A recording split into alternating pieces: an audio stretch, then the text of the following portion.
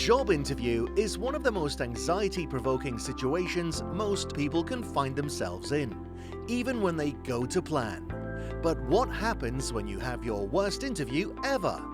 Our guests share their worst interviews ever in the hope that you will take something from their mistakes to have a more successful interview outcome. Some of the stories are horrific and some are just downright embarrassing. Let's join our host, Kevin O'Reilly, the interview skills coach with over 25 years' experience in the fields of coaching and recruitment. Let's welcome our guests to the show. Today we have on the show Sharon McNulty, a professional organiser and owner of Joyful Spaces, with a passion for creating organised, efficient and productive work and home environments. Sharon empowers businesses to thrive and individuals to find joy in their spaces. Sharon has recently been a finalist for Business Person of the Year and has recently won a Dedication Award and Networking Award. Sharon, you're very, very welcome to the show today. Where do we find you this morning? Oh, thank you so much for having me. I really appreciate it, Kevin. I'm in Omagh in Northern Ireland, so it's right in the heart of the north of Ireland. Oh, that's lovely. What's it like there today? Do you know, it's lovely, actually. We've had a couple of beautiful, beautiful days, so we're just enjoying the autumn start that we have now. Yeah, and it's fast closing in, isn't it? The Yeah. temperature has well dropped off. Dark nights are I, starting to come in a bit earlier. well, I love this time of year, actually. This is my time between now and Christmas. Love, love, love it. So I Oh, get excited at this. Yeah. is that because you can get the big coat out and get all autumnal colours and get all Yeah. snuggly and warm? That's because I can put the fire on without feeling bad. We put the fire on, feet up, and just relax. I love it. I really do love it. Absolutely. I think we only started to turn the heat back on again just at the end of September. So it's yeah. I don't feel guilty about turning it on now when it reaches 10 degrees. I think I'm okay with that. Kevin, mine was never turned off. I love the heat. Love it. It's funny, my wife is exactly the same. She would be 30 degrees and she'd be wearing a cardigan. Yes, yes. Yes, I don't know if it's for fashion or I don't know if it's for heat, but I do think it's for heat, to be completely Mhm. honest. Yeah. I do. Sharon, as I say, I think our listeners will be really intrigued to hear about your journey, to hear about you as a person, and to hear about your worst job interview ever. And before we get started, though, I would love for you to share something with our listeners that not very many people know about you. It might be a hobby or a hidden talent or a skill that you have. Do you have one of those, Sharon?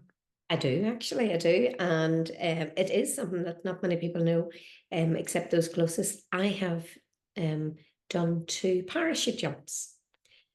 Yep. Wow. So they were whenever I was younger. The first one was a tandem parachute, and it was from 10,000 feet. I was fearless, totally fearless. And the second one was on my own, a solo jump. No, I didn't have to pull it, shoot. As soon as I jumped, the chute would have went out. But it was solo shoot, and that was from 1,000 feet. I loved each one of those. I absolutely loved them, but I would never do it again. Sharon, why did you do it in the first place?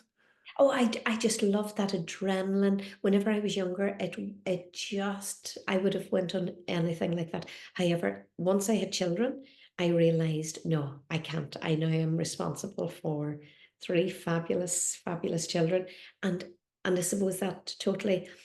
I just know I've done it. I've enjoyed it, but I wouldn't do it again. You know, it's a dream of mine to do a parachute jump, but I've had the same thought process of Yeah. having my own children and thinking if one thing went wrong during that, Yeah. that's it. Now, Mhm. I'm not persuading other people to not do that. I would love to do it. I would still love to do it. I think when I'm much, much older and there's very little time left, I might do one. Yeah. You know, Yeah. I might be the oldest parachute jumper ever because I really would love to do one. It's That fabulous. It really is. That, oh my goodness, that rush as you're just hurtling towards it's fabulous. Really was. Yeah. I'm sure it puts life into perspective, Sharon. It does actually.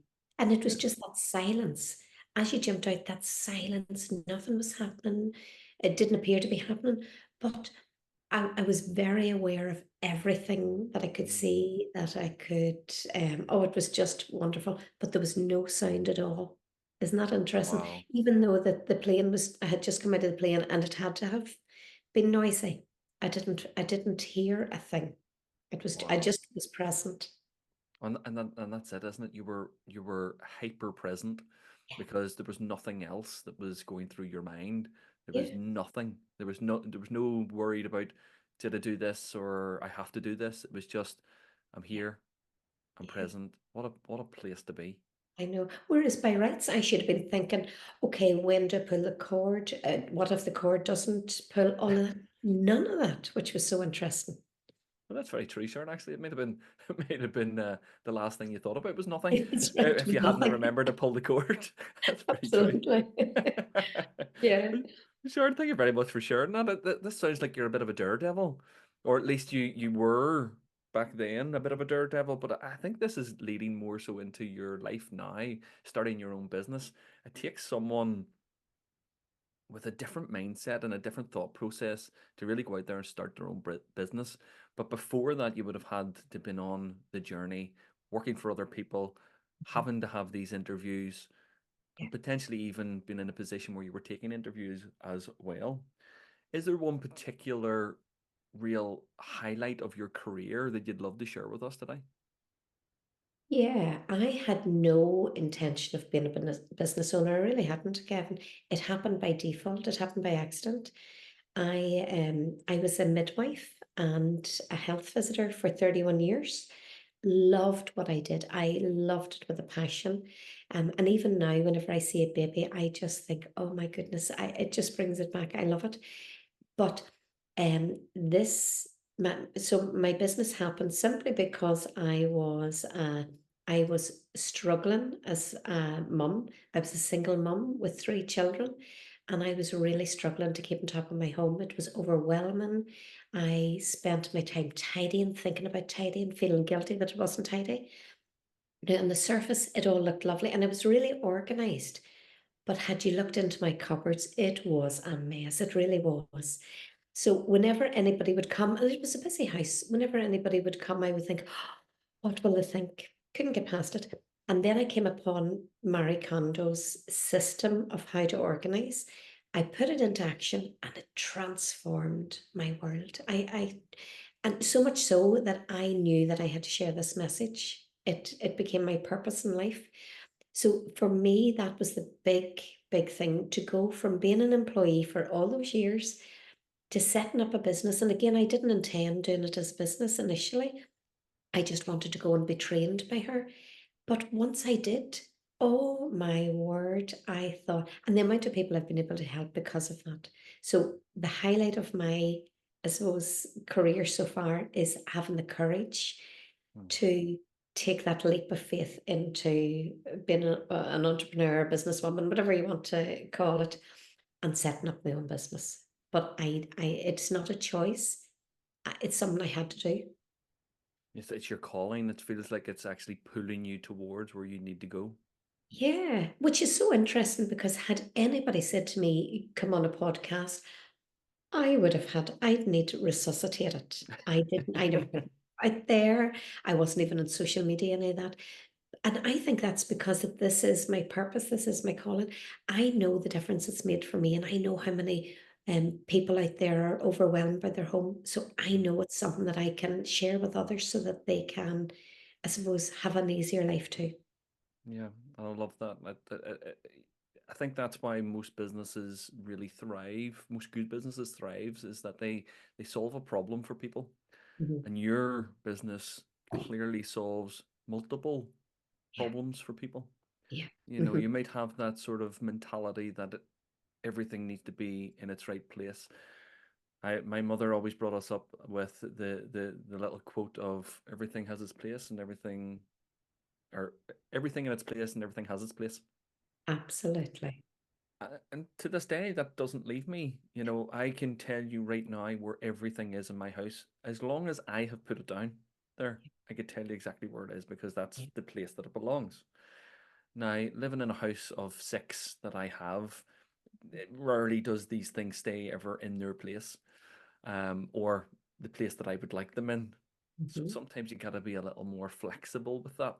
Yeah. If you walked into my house, you would probably go, "Oh, it seems okay," but don't open a cupboard. Yeah. You know, Mhm. that's where we put all of our stuff, isn't it? We sort of tidy that away, put that stuff out of the way. But I do like, pretty much like yourself, I like to be organized. We Yeah. have both a very busy lifestyle, and we almost need to be more efficient with our energies and our times. And I can completely see how that would be a huge benefit to people and a huge benefit to businesses as well.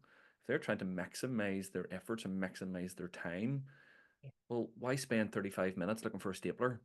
Why spend 2 hours looking for the ink cartridges for the printer? You know, it just doesn't make sense. What you do not just changes lives, but improves efficiency, effectiveness for businesses as well. That's exactly right. And that's, I work with businesses, and that's why they get the results. Every business out there is paying their staff on average 5 weeks' wages just to look for stuff. That's every single member of the team is being paid for 5 weeks just to look for stuff every single year. Wow. Just to put it into context, yeah. Wow. That is a huge number. Isn't it? It Yeah. is. It's a huge Mhm. number. Yeah. What could they be doing with those 5 weeks? Multiply that per staff member. That's right.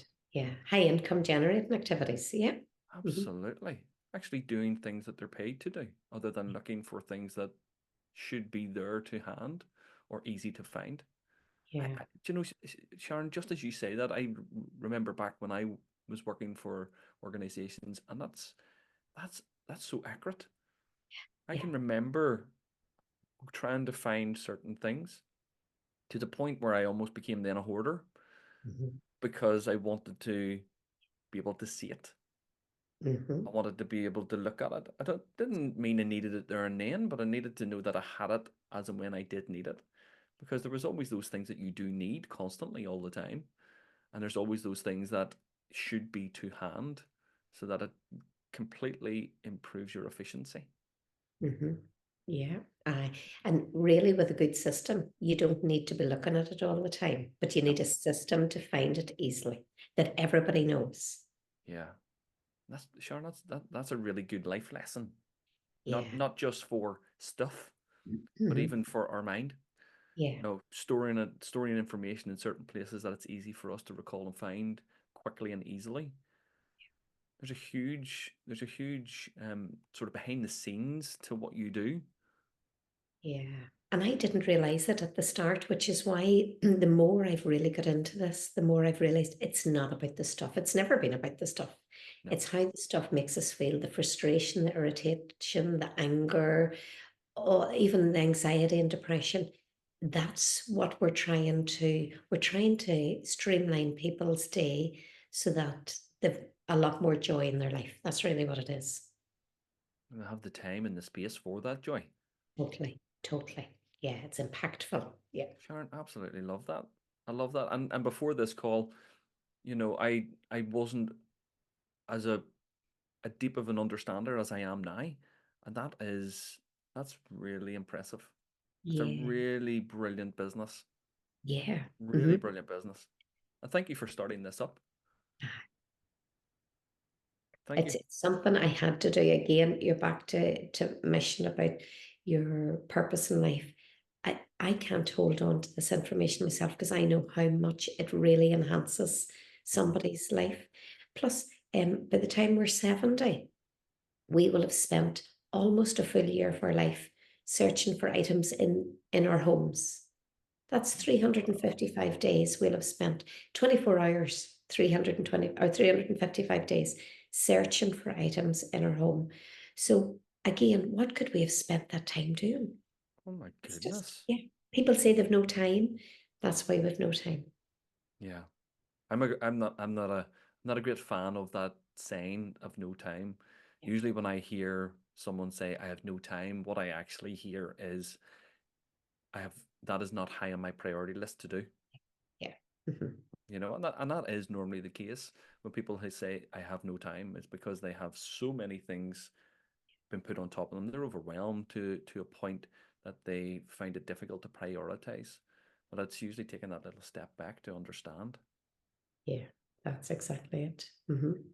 Sharon, I'm sure with where you used to work in the health service, I'm sure you have seen some things that would frighten some people. But I'm sure there's been highs and lows as well within all of your work and all of your business ventures. Could you could you share a little bit of, maybe one of those pivotal moments where you thought, this is just not for me. This is a low point. This is just something that didn't go to plan. Interestingly, I don't have one moment really. I had never intended on leaving, and for a good wee while, I actually worked both my business and my health visiting together, and thought I could do it. But it was a bit like balancing on two stones, two rocks. It's very difficult to sustain. You lose your balance at one stage, and I felt I wasn't able to give as much to. Something had to give. It really did have to give. So I loved, as I said before, I absolutely loved health visiting. Now, of course, there was you had things that you had to do. You had, because it was I suppose, a huge organization. There was rules and regulations that you had to follow. But I suppose that's all I ever knew. I didn't know any different. Mm. So for me, I was more than happy. I went into my work every day thinking, I'm going to help somebody today. And whether I did or didn't, I knew I had made a small impact on somebody, and went home in the evening thinking, okay, that might have been a really tough day, but you know, I did my best. And as long as I did my best, I was okay about it. I knew you couldn't achieve perfection. Yeah. And those that try set themselves up for failure every time, don't they?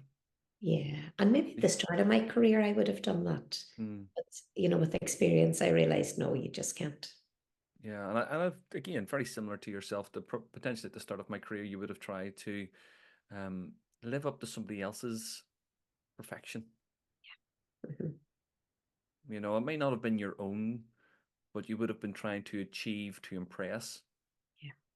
and you would have been trying to get it as perfect or as close to perfect for them as possible to receive that gratitude, adulation, praise, whatever you want to call it. And I think we needed that when we were younger to give us that little boost of confidence to try and, say we're doing the right thing, we're going in the right direction.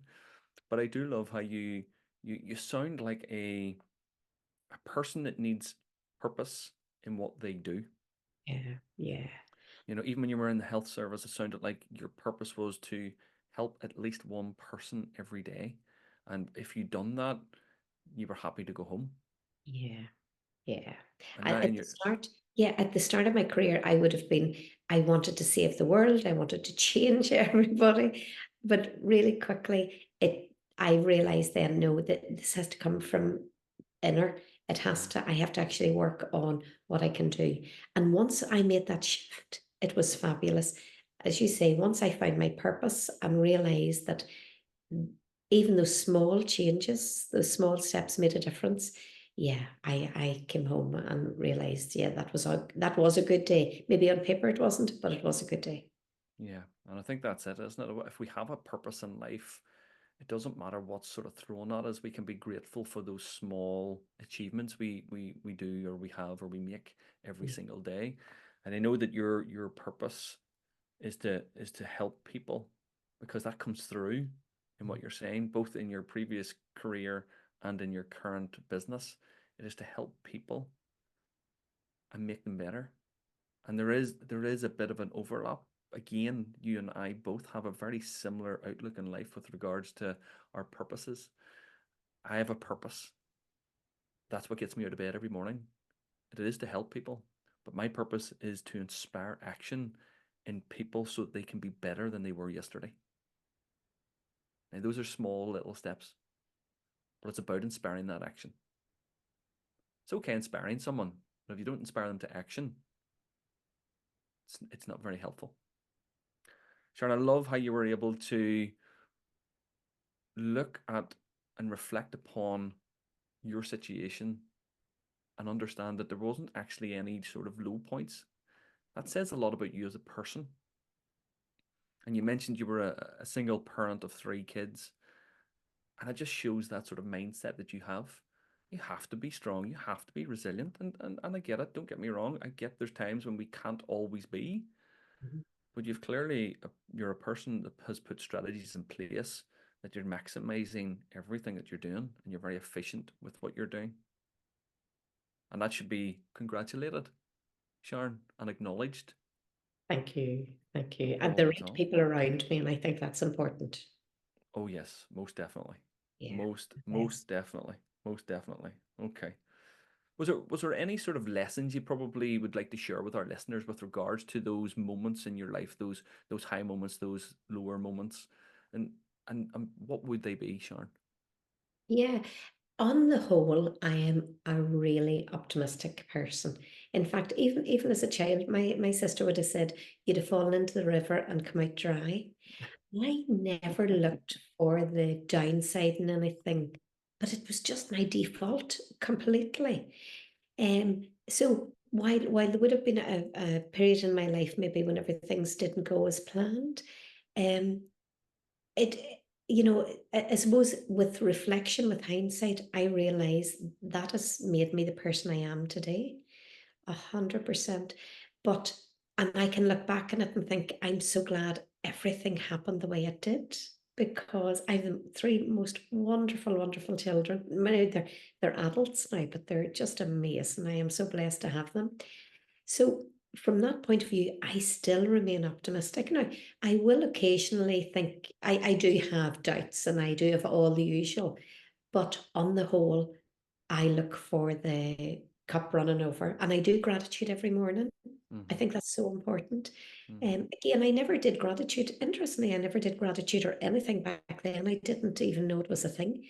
Um, but really, since I set up my business, I've done a lot of personal development and gratitude for me in the mornings really big. I meet with a girl now at 5:45 in the morning, and that's really, really big for me, that gratitude. So that helps me. Definitely, that's a big help to keep, I suppose, my cup full. Yeah, yeah, and to give you that energy that you need to take on the day, isn't it? Yeah, It's totally. it's almost that refueling. It's Oh, giving you that energy. yeah, yeah, I too would do the gratitude, the mantras every morning, and it makes a huge difference. It is that setting up of the day that makes such a huge difference to me anyway, and it sounds like it makes a huge difference to you hmm, because when you're grateful for what you have, then sometimes when something doesn't go to plan, and I love how you use that term, I use exactly the same term.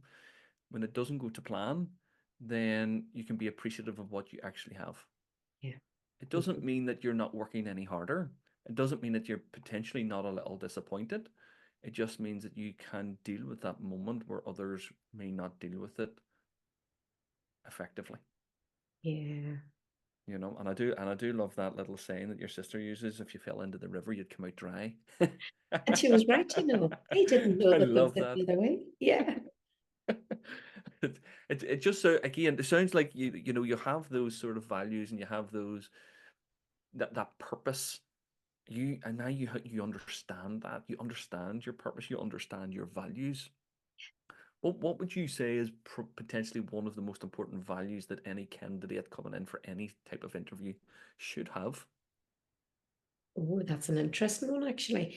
I think they need to be authentic and authentically want the job.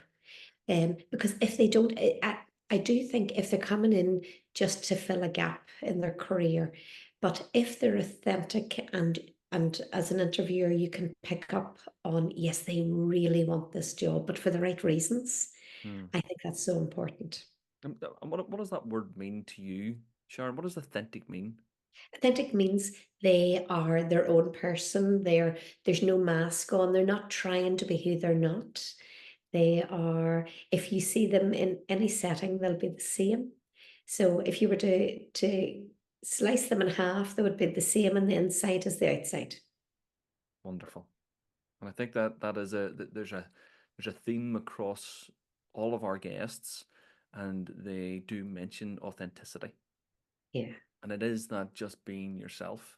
And I think we can always pull this back to, if you're having to perform or pretend that you're someone else to get a role, potentially that organization and culture isn't actually for you. Yeah. Because if you can't be yourself, and you can't be yourself in the role as well, then one of two things is going to happen. You're going to get fed up, or they're going to get fed up with you. And it's not very, it doesn't create a cohesive relationship right from the word go. If you have to elaborate on the truth to get in that role, again, you're not starting off on great footing. Any relationship has to be built on trust. To build that trust, you got to be authentic. And when you're performing in a interview, yes, you're maybe being your best self, but you gotta allow you to come through, because there's only one of you, Mhm. and that's what they have to be buying. By the time you get to that interview stage, they're buying you. They're not buying your qualifications. They're not buying your experience and your skill set. This is when the soft skills start to come into play, and your own personality comes through. When you get to that interview stage, they're looking at the cultural fit. Will Sharon fit into our culture here at this organization?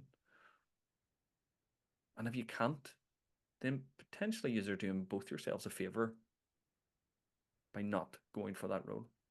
And you may not work that out until you get there, but it being authentic as well has really good effects on people's nerves, because it means they don't have to pretend. And if you don't have to pretend, and if you don't have to make stuff up, then you don't have to remember anything. You just have to be yourself. I think this is where people sort of trip themselves up a little. And a lot of my clients will come to me and say, Kevin, I'm afraid of forgetting what to say. And when I tell them just to be authentic, be themselves, they tend to not forget very much, because it's just there. Yeah.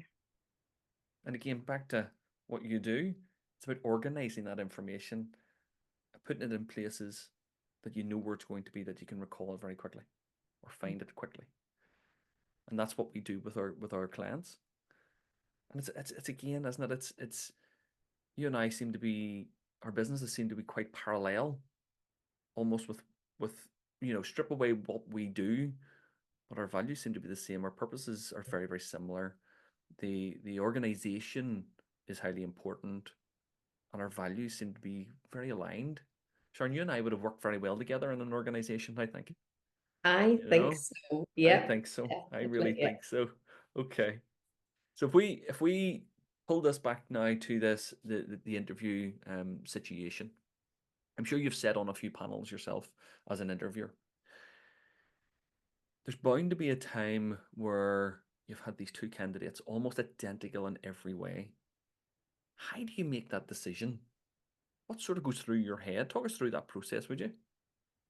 Yeah. Um, up until I started my own business, I had never sat on a panel actually. So it's relatively new to me. But interestingly enough, I haven't had my business now for must be 7 years, 6 years, something like that. I now realize that it's not about what somebody knows. And again, I didn't realize that at the start. This is about whether somebody is interested in, because I can teach them anything they want. Mm-hmm. If I know that they're the right fit, have the right values for my business, I can teach them what they need. So it's not about how much they know about one thing or other. It's really their personality, and that would mean more to me, definitely. But had you asked me that at the start of my business, I'd have given you a completely different answer. Now I don't know Yeah. which is right, but for me it feels better, that they fit better within my business. Well, that means it's right for you then. Mhm. And that's what you're looking for. You're looking for that right fit. And once you go into that sort of mode of hiring, you're looking for certain things. And I love what you said, by the way. I love what you said. I'm a great believer in hiring for values and attitude, because absolutely 99% of skills can be taught. Now, don't get me wrong. I want my doctor to be completely trained and qualified, experienced, and skilled. Mhm. Most definitely. Okay. But there are certain roles and there's certain jobs that you can learn on the job. But trying to teach someone with a bad attitude or with very little values is very, very difficult. I have done that. I have tried that. And and I can tell you from experience, it is almost impossible to change someone's attitude, to change someone's behaviors that have been ingrained in them for a very, very long time. To the point, Sharon, that I actually went and trained as a behavior analyst and an NLP practitioner so that I could understand at a deeper level what is actually going on in these people's heads. Why do they do what they do? And is there a way that I can move them to where they need to be? But what I did realize is that we should really be hiring at the very beginning for the right reasons. Not because this person has X amount of experience, or this person has this qualification. Yes, that might be relevant. However, if we can train someone up, if we can teach them that skill, and they have that attitude and they are their authentic self and they want to work for you, I would take that person over someone who has all of the experience in the world, all of the skills in the world, and all of the qualifications in the world. Yeah. Most definitely. So I think, Sharon, based on this very short conversation, you're doing the right thing for your business. Mhm. And that's wonderful. I love that you're looking at the psychology of it as well, and have gone so far, Kevin, even to really look into that and do the Yeah. NLP. How brilliant! I'll tell you, it's changed my life. Absolutely changed my life. I look at people differently. I speak differently. I act differently. And I don't mean I'm not authentically. I mean, I am now being authentic because I don't have that ego. I understand the ego. I understand what it's about. I don't have to hide behind falseness or insecurities because I'm I'm okay with that. I'm okay with that, Sharon. It's taken me a long time to say I'm okay with that, Yeah. but I'm okay with that. That's You know, beautiful. I understand that this is a me journey, and other people come on that journey. And you said it earlier yourself. You know, when you look inwardly towards yourself, you grow a lot more. Yeah. You know, you do, and doing those gratitudes and doing the mantras and doing the self reflections every day really puts life into perspective. And those little things that people will freak out about, you know, like, oh, I couldn't put myself on social media to really advertise myself for a job or to even put my face out there. Those, in the grand scheme of everything, doesn't really matter. Mhm. They don't really matter at all. There's more important things.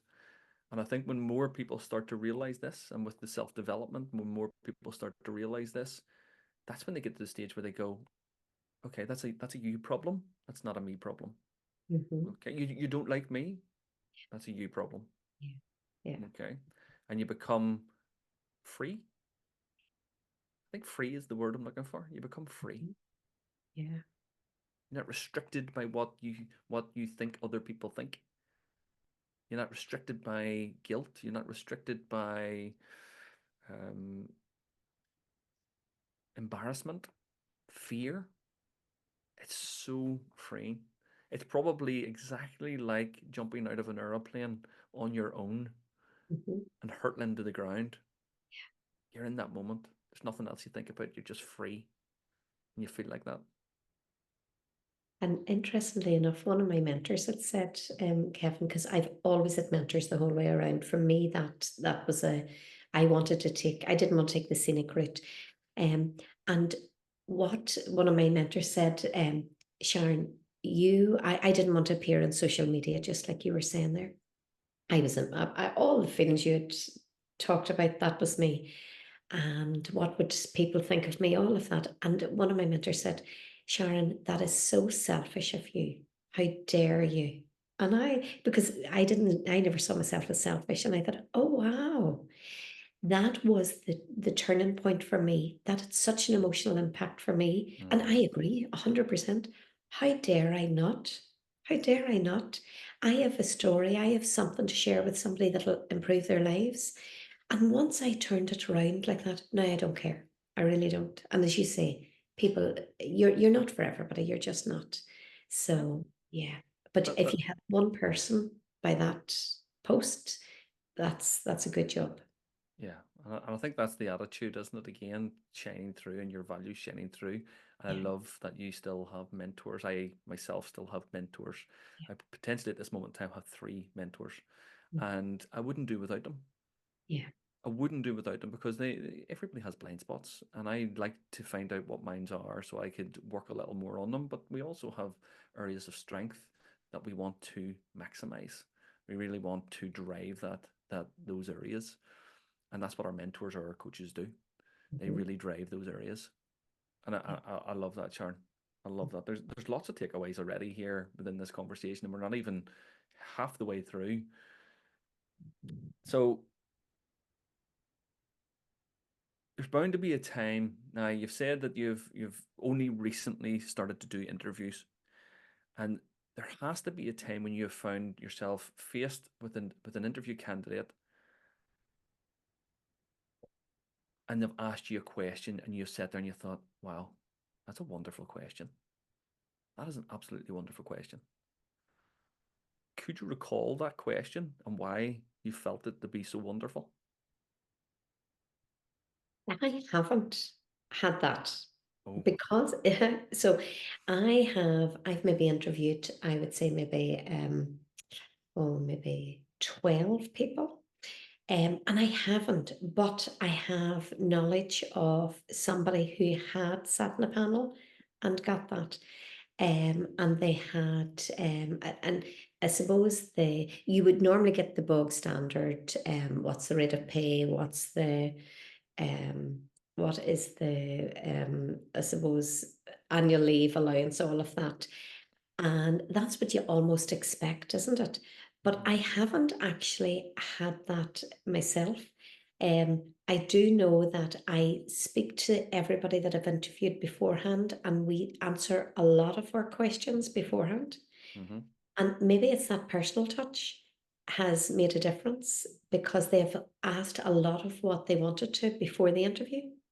Yeah, Interview was just the formality, making sure that we were a good fit, so I do think that that's probably why I haven't been asked that.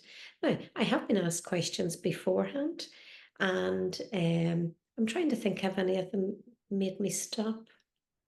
No, sorry, Kevin. oh no, no, don't worry. Obviously, you're doing something right in it for them not to be having any questions at the end of it. Well, they do have quite no. Well, they don't actually have questions at the end of the interview, but I think all the questions have been asked before we'd Yeah. even have got to that stage. You see, and even that process and that method that you're using for interviewing is very different than what you would find normally elsewhere, because you don't really get a chance to ask questions beforehand of the interviewers. Mhm. You know, Yeah, so that's maybe a really nice way to help people go into an interview a bit more relaxed and a yeah, bit feeling a little bit more flowing, so you can actually see the real person shine through, rather than them trying to remember answers to questions and then remember a question to ask, or yeah. 3 or 4 questions to ask. Mhm. Unfortunately, not all organizations are like you, Sharon, and like your organization, and they have that sort of overly formal way of they wait to the end for those questions. Now, if you were on, or if you were a candidate or on a panel, is there a question you think that you would like to be asked? Now, I know that's a bit of a different way of wording that, but could you imagine if you were sitting there and someone says, Sharon, what is it you actually enjoy about what you do? And you go, oh, that's a really good question. I never really thought about that. I think something that would allow me to, and again, quite often it is asked, but it's understand it's whenever they would ask something that would allow me to share how I would be perfect in that role, how I would, I suppose, flourish, and how I would help their organization is definitely one. Um, and I think I did ask, I had a couple of interviews for ladies that were working with me. And I think I did ask that actually at all of them. I'm trying to remember offhand. I think I did. How they can actually bring value to your organization, and how I suppose how we can blend together. And I like that the personality will fit within the organization, as we already said, but I like them to be aware of it as well. So I want them to know that they fit beautifully with the organization or don't, as the case may be. And I'll tell you, I was in employment and recruitment for 20 plus years. What I tended to find was that people actually did come in to do a good job.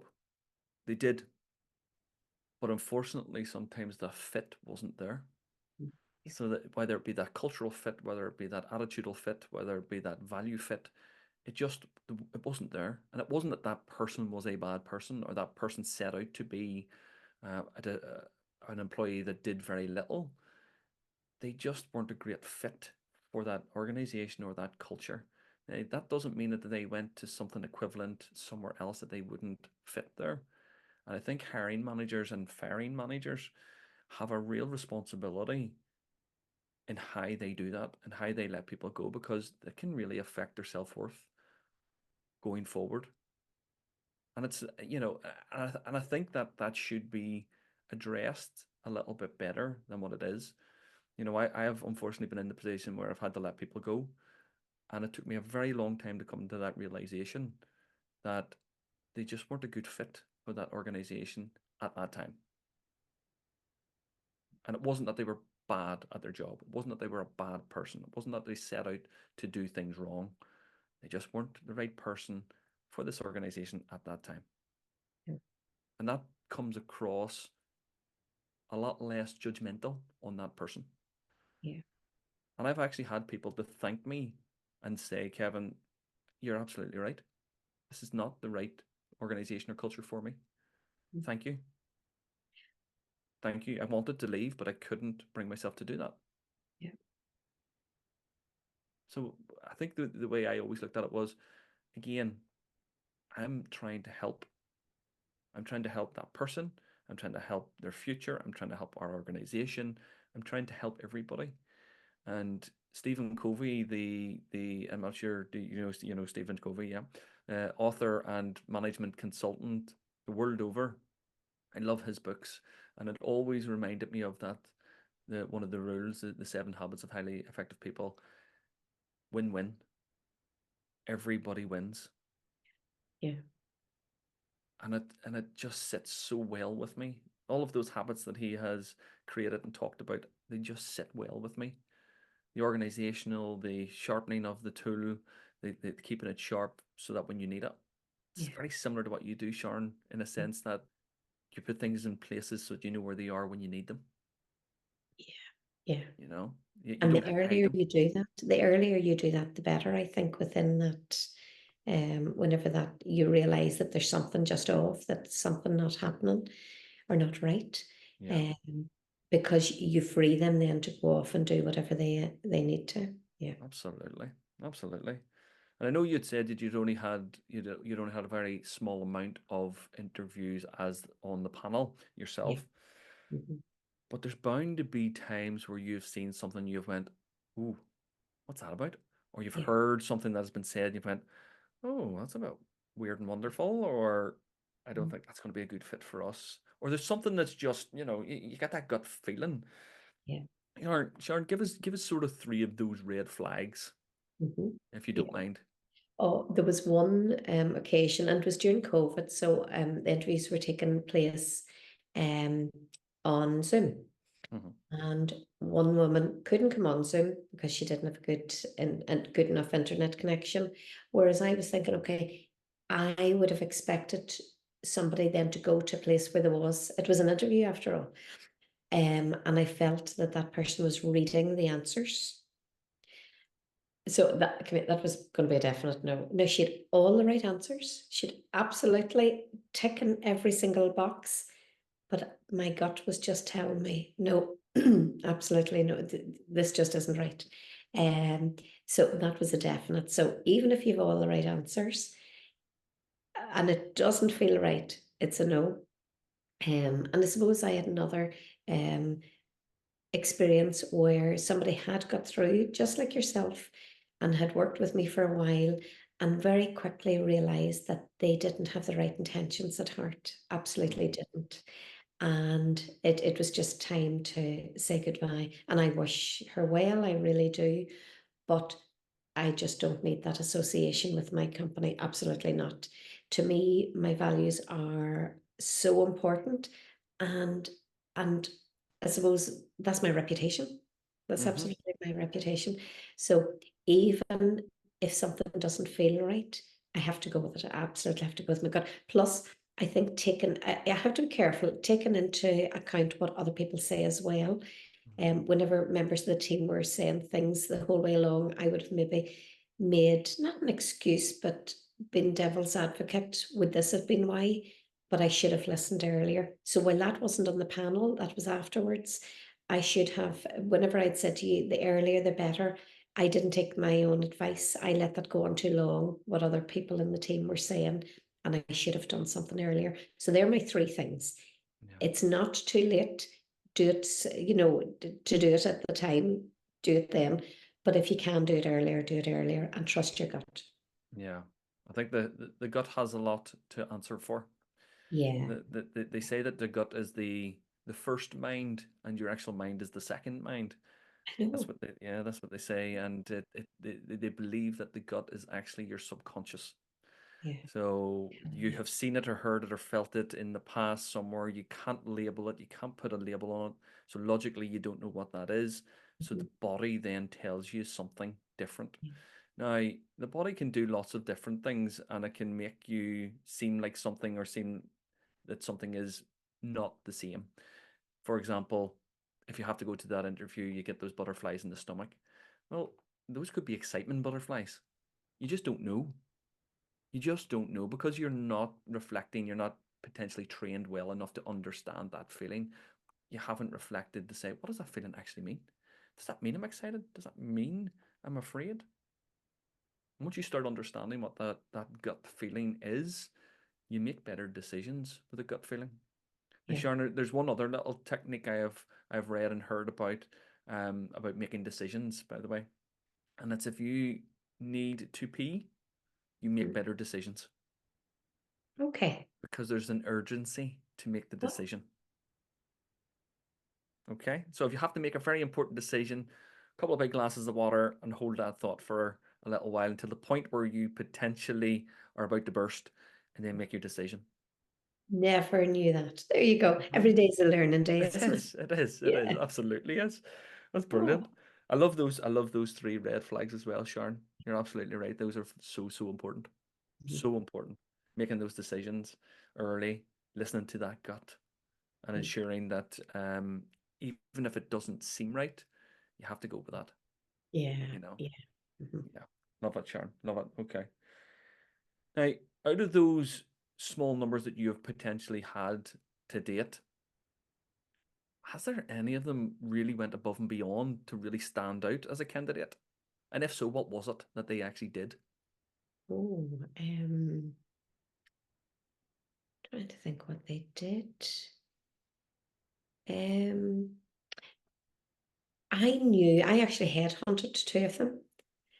They were so amazing. So I knew them within my either community, I knew one within my community and one within the other one. And yeah, I just knew they were amazing ladies, and I really wanted them as part of my team. So they stood out for me 100% because I knew them at their core. Mm, And one was so good, and they're both with me. They're just fabulous, fabulous women. Um, so and again, I had done the interview process beforehand, and I think one of them might have brought me. It was not before I had talked to them beforehand, and one was round a local, beautiful. It's like lovers retreat, quite close to us. And I think she might have brought me a coffee. There was a wee coffee stand there, and we had a cuppa as we went. Now that didn't buy me, of course it didn't. But it's all those things that you think, oh, that's very thoughtful. And in fact, both those ladies would remember occasions. They're very mindful, checking in. So even after, as we're working, they're just pure. I would say they're just pure souls. I am mm. blessed to have them as part of the team. Oh, that's wonderful. So maybe not during the interview, but over and above that, definitely. I think that's important, isn't it? And And just to touch on something you'd said, can you remember when that lady bought you that coffee? Can you remember anything that you potentially said? Mm. And I'm asking this for a reason. Aye. Um, It's difficult, yeah, Sharon, isn't it? yeah. Okay. And the reason I asked that question is because people don't always remember what you say, but they remember how you make them feel. That's so So interesting. so you actually used emotional language there when you said, I Yeah. felt Mm. this. I felt that they were right. I felt that they were this was important. So you're obviously reacting around that emotional feeling and Yeah. how that made you feel. Mhm. And that's a really good indicator most times of they align with you. Yes. And Yeah. you remembered that occasion Yeah. Yeah, I do. I remember. I even remember who we met on the walk. Everything. Yeah. because it was a lovely feeling. It was. It was.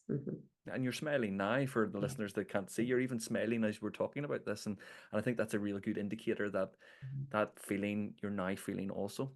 Yes. Yeah. And Yeah. even whenever I look at both those ladies, whenever we're in homes working with clients, there's something special about them. They're just, if you watch the connection that they have, if you watch how they talk, how they speak with the client, all of that, and the respect that they have both for the client and their homes.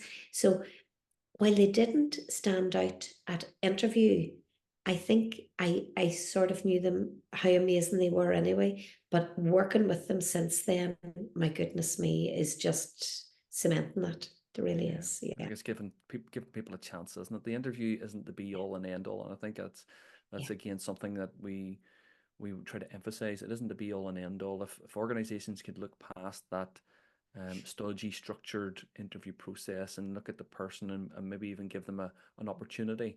And I know that that is potentially impossible with the numbers that go through interviews every single day and the size of the organizations and how much money and time that would take. But there are some people who do not perform well at interviews but are absolutely exceptional at what they do. Sharon, thank you very much for sharing all of that with us. Now we're gonna change pace ever so slightly, okay? And I'm gonna ask you some questions in this quick fire round, and they're very simply yes, no, or pass. Okay. Okay? So very simply yes, no, or pass. Okay, so let's get started. Is it acceptable to wear pajama bottoms to a Zoom interview? Yes. Is it okay to bribe the interviewers? Yes. Is it wise to ask the interviewer for a selfie together at the end? No. Should a candidate smile during the interview? Absolutely yes. Should you answer the first question with a dramatic pause for effect? I never even thought of that. So what do we see? Yes. Why not? Should women wear high heels to an interview? No, not necessarily, unless they want to. Is it acceptable to ask the interviewer how much they make? How much the interview makes, or How much the interviewer makes? Yep. oh no, no. No. Should you high five the interviewer at the end? Oh, depends on. Oh, that's not a yes, no, or pass. Let's say no. Should a candidate swear during an interview? No.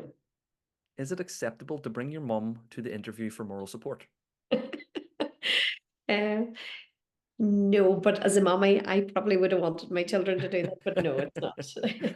Sharon, the reason I asked these questions is because these are questions I have been asked as an interview coach Wow. by Mhm, clients. mhm. Okay. And it just surprises me, and it surprises usually the guests and the listeners at the responses. Some people prefer to go, nope, nope, nope, nope, nope, pass, nope, nope, nope, and be very structured and very rigid. And other people like yourself are very flexible and they're okay with a high five. They may be okay with a selfie. It all Mhm. depends on the situation Yeah. because you're looking for that authentic, true person. And if that's who they are, then that's who they are. But that may not be suitable for let's say, for example, a lawyer's job or a doctor's job. Can I Mhm. get a selfie with you afterwards? I don't know if that will go down too well, but there are certain circumstances where potentially all of that is good. And I like how you said, yeah, a bribe was okay. Definitely. Just forward thinking. Yeah. That's what we're thinking. Absolutely. Yeah, okay. Wonderful, Shard. Thank you very much for that. So, why we're actually here today is to hear about your worst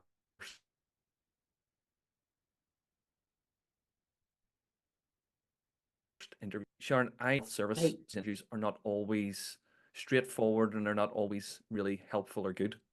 But on the flip side, I have heard that there are some exceptional interviews with exceptional people. But I don't think you're going to share one of those exceptional times, right? oh my goodness me. Easy, easy, easy. So it was within health visiting. Well, I would tend to, first of all, I would tend to, whenever I'm nervous, smile a lot. Okay. So I think even prior to this first interview, I think whenever I go into interviews, I smile. It's bound to be so off-putting as an interviewer. It was bound to be. But um, whenever I went into for the last interview, it was a job that I had already done. I'd done it for, oh my goodness, maybe 2 years and done really well, actually. But as soon as I went in, all I could do was smile at them because my mind went blank. I couldn't even answer I didn't even know what they were asking me. And yet it was something I was doing day in, day out. I couldn't even answer the questions. I remember coming out, needless to say, I didn't get it. I remember coming out thinking, oh my gosh, whatever happened there? But with hindsight, that just wasn't for me. That was the universe, God, whatever it is, telling me, no, this isn't the path you're going to go on. I was sort of keeping my options open within my business. Should I need to, maybe it was going to be in the bank as a whatever, doing vaccinations or whatever. But I think I wasn't meant for that role. I Mm. really wasn't. Now, I wasn't overly disappointed whenever I didn't get it, because the interview was pathetic. But maybe my ego thinking, what would other people think? They're bound to think, gosh, she's been doing it all this time. But once I got past that, I thought, you know what? Everybody's busy living their own lives. They don't care what job I'm doing. So easily, that was my worst one. It was a long interview. My Well, cheeks were sore smiling by the time I came out. I think, And there was only so many ways I could ask, can you say that again? So, yeah. yeah, I think, Sharon, if we even look at that interview potentially as one of your best interviews ever, Yeah. Hmm. because as you quite rightly said, your universe set that up for you.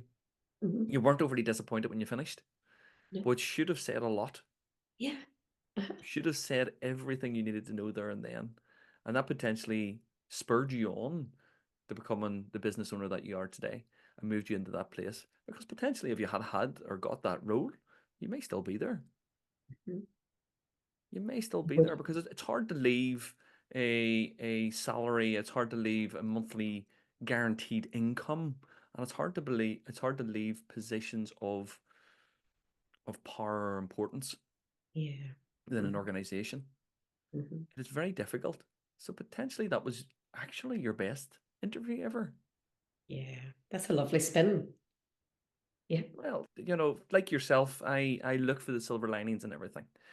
I I would say it'd be a very dark and dreary world if we didn't. Yeah. Hmm. We have to paint that picture ourselves. This is about what we see, our perception, and what we project out into the world. And I think if we take anything away from today's conversation, it is to think about our values and think about our purpose and to really reflect upon those even before we get into that interview, because we might be wasting both your time and that organization's time by just going for it because you're afraid of what other people might think. Yeah. Why did she not go for it? Why did he not go for it? Why did they not go for that? And it is that moment of clarity or realization when you come to terms with, I actually don't care what other people think. Hmm. He's when it really sets you free. And being very reflective as you are with regards to your own body language and noticing that you smile when you're nervous. Yeah. Yeah. That's potentially not a bad thing either. That really throws people. But it throws them in a nice way. Yeah. So if there was someone sitting in an interview quite nervous, but they smiled when they were nervous in interview, I would say that's completely fine, as opposed to someone who's sitting in an interview frowning. Now, oh, yeah, maybe we have to answer some questions, and I understand that mind blank sometimes happens. But I think, again, when we look at this from the cold light of day from today, I think you've done it on purpose, Sharon. I think you Mm. self-sabotaged on purpose because you Is really didn't want the job. Yeah, and you know what? You're probably right. It my subconscious mind was thinking, no, this isn't for you. Let's do something. Yep, absolutely. Yeah. And Kevin, I didn't get any of this personal development stuff until I set up my business. While I was optimistic and all the rest, I was just doing it because it was my natural. I always thought that people who were into self-development and personal development were like tree huggers, didn't understand it. I wasn't, it wasn't that I was frowning on them, but I just didn't understand why anybody would want to do that. But now that I am, you're right, I've become more reflective, more intentional with what I do, Mm, and I can see, really understand why things happen the way they do. So I think that's helped me too. yeah. And it's given you a chance to understand something at a deeper level, Yeah. is when you then can make a choice. Yeah. And I think that's what personal development is about. It's about giving you more choices. It's not about removing those choices. It's about giving you more choices and to allowing you to choose your direction and choosing what person you want to be. Yeah. I'm a great believer in personal development. I've done it for the majority of my life, whether that be physically or mentally, more so mentally in the sort of latter stages of my life. But I have come to realize that you need a bit of both. You need a bit of both. But the mental fitness that you have is so, so important, because your body can break down. You can become overwhelmed with pain, whatever else. If your mind is strong, if your mind is in the right place, you can deal with almost anything. And there's a great book, um, The Man's Search for Meaning Uh-huh. Yeah. by Viktor Yeah. Frankl. And listening to his story as he was in the concentration camps in Germany, and what they went through and what he went through and what he witnessed, and he still come out the other end, not so much thanked the Germans for it, but understood why they did it, and was able then to move on with his own life and share his story with so many other people that could help them change. It's such a wonderful book, and for any of the listeners that haven't picked a copy of that up, I would highly recommend. And Sharon, I noticed that you sort of pointed or Yeah. nodded towards. I assume that you were pointing towards your Bookcase. book. Yes. Yeah. Yes. He says that the only thing we have complete control over is our mind, is our thoughts. And it's so true. We can think what we want to think. And if it's not what we should be thinking, we can easily change that. But again, I didn't understand that really until recently. And now I can't unsee that. I can't unlearn that. It's a great place to be, Sharon. Yeah, it It's an is. absolutely fantastic place to be. Sharon, thank you very much for today. This has been not just about interviews today. This has been a real deep dive into attitudes and values and principles and life purposes. And I want to thank you for that, because you've steered this conversation in a direction that I have really enjoyed. And I'm sure Mhm. our listeners will take a lot from. Yeah. So, Sharon, thank you very much. Thank you for having me. As I say, I have loved, I could talk about this forever about organizing that, but I've also loved the conversation that we've had. And absolutely, it's been a joy to chat to you, Kevin. Thank you. Thank you for Yeah. the invite. Thank you, Sharon.